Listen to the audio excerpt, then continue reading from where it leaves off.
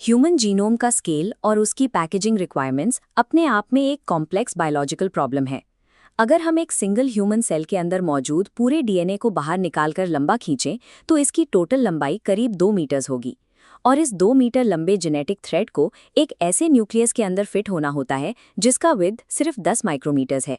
ये extreme compression ठीक वैसा है जैसे हजारों किलोमीटर लंबे धागे को एक छोटे से मार्बल के अंदर फोर्स करके डाल दिया जाए। यहाँ एक फिजिकल पैराडॉक्स क्रिएट होता है। जब भी हम किसी मटेरियल को इतनी हाई डेंसिटी में पैक करते हैं तो उसके अंदर के हिस्सों तक पहुंचना लगभग नामुमकिन हो जाता है। लेकिन सेल को जिंदा रहने के लिए इस जेनेटिक कोड को लगातार रीड करना पड़ता है।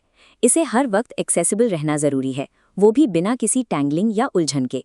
इससे एक बात साफ होती है कि न्यूक्लियस के अंदर जेनेटिक्स का कोई डिसऑर्गेनाइज्ड सूप नहीं है। इस पैकेजिंग को मैनेज करने के लिए एक बेहद सोफिस्टिकेटेड आर्किटेक्चरल सिस्टम काम करता है। लेट 19th सेंचुरी में बायोलॉजिस्ट्स इस सिस्टम का पता लगाने की कोशिश कर रहे थे। उस वक्त उनके पास आज के मॉडर्न मॉलिक्यूलर टूल्स मौजूद नहीं थे। अर्ली ऑप्टिकल माइक्रोस्कोप्स की लिमिटेशंस की वजह से साइंटिस्ट्स को न्यूक्लियस के अंदर के स्ट्रक्चर्स देखने के लिए केमिकल डाइज पर डिपेंड करना पड़ता था। साल 1888 में डब्ल्यू वर्ल्डेयर ने न्यूक्लियस के अंदर कुछ हेविली स्टेन्ड बॉडीज ऑब्जर्व की। इन इंटेंसली कलर्ड स्ट्रक्चर्स को उन्होंने पहली बार क्रोमोसोम नाम दिया, जिसका लिटरल ट्रांसलेशन है कलर बॉडी। लेकिन 1928 में ई हाइट्स ने एक अजीब पैटर्न नोटिस किया। उन्होंने देखा कि सेल की रेस्टिंग फेज यानी इंटरफेज में न्यूक्लियस इवनली स्टेन नहीं होता। उन्हें दो अलग अलग रीजन्स दिखाई दिए। जो बैंड्स लाइटली स्टेन्ड थे उन्हें यूक्रोमैटिन कहा गया और जो बैंड्स डार्कली स्टेन्ड थे उन्हें हेटेरोक्रोमैटिन का नाम दिया गया। ये लाइट और dark stains directly gene expression और जीन साइलेंसिंग का एक फिजिकल मैप क्रिएट करते हैं। इन अर्ली ऑप्टिकल माइक्रोस्कोप से आगे बढ़कर अगर हम इस आर्किटेक्चर को मॉडर्न नैनोमीटर स्केल पर देखें तो हमें डीएनए पैकेजिंग का मोलेक्युलर फाउंडेशन दिखाई देता है। ये पूरा पैकेजिंग स्ट्रक्चर कुछ स्पेशलाइज्ड प्रोटीन्स पर निर्भर करता है जिन्हें हिस्टोन्स कहते हैं। ये हिस्टोन्स आपस में मिलकर एक डिस्क जैसा शेप बनाते हैं जो पैकेजिंग का इनर कोर फॉर्म करता है। ये कोर 4 स्पेसिफिक प्रोटीन पेयर्स से मिलकर बनता है, H2A, H2B, H3 और H4। इन सबको एक साथ हिस्टोन ऑक्टिमा कहा जाता है। अब इस प्रोटीन कोर के चारों तरफ डीएनए का डबल हेलिक्स टाइटली लपेटा जाता है। ये स्ट्रैंड हिस्टोन ऑक्टिमा के ठीक 1.75 टर्न्स यानी 1.25 चक्कर लगाता है। इस रैप्ड सेक्शन की जेनेटिक लेंथ बिल्कुल फिक्स्ड होती है। इसमें exactly 146 base pairs of DNA मौजूद होते हैं। एक कोर को दूसरे कोर से जोड़ने वाले डीएनए को लिंकर डीएनए कहते हैं, जिसकी लंबाई 54 बेस पेयर्स होती है। इसे अपनी जगह पर लॉक करने के लिए H1 हिस्टोन मॉलिक्यूल एक क्लैंप की तरह इस पूरे स्ट्रक्चर को टाइट कर देता है। इन्हीं beads on a string structures को हम न्यूक्लियोसोम कहते हैं। यही सभी यूकैरियोटिक डीएनए पैकेजिंग का यूनिवर्सली एक्सेप्टेड मास्टर यूनिट है।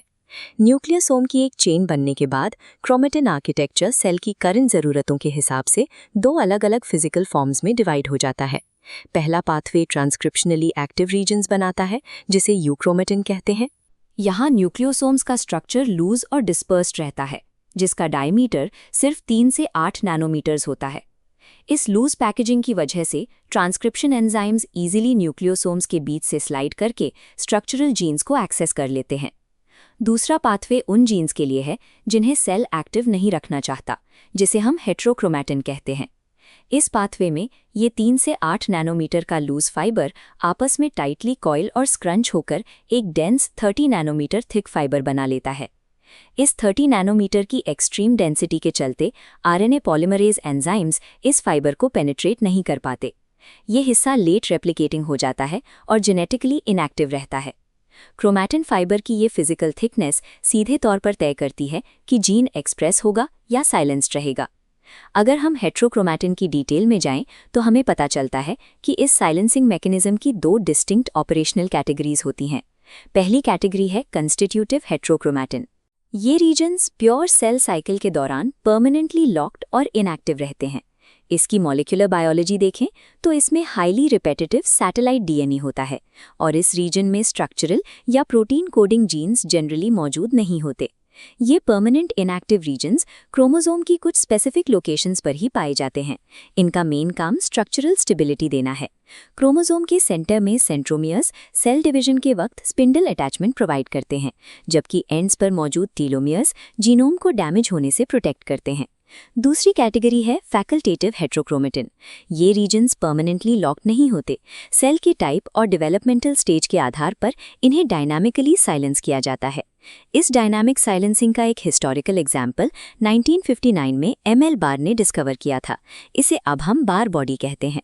मैमेलियन फीमेल्स में 2 एक्स क्रोमोसोम्स होते हैं। जीन डोसेज को एक्यूरेटली बैलेंस रखने के लिए एक प्योर एक्स क्रोमोसोम को कंडेंस करके एक डेंस इनएक्टिव फैकल्टेटिव मास में बदल दिया जाता है।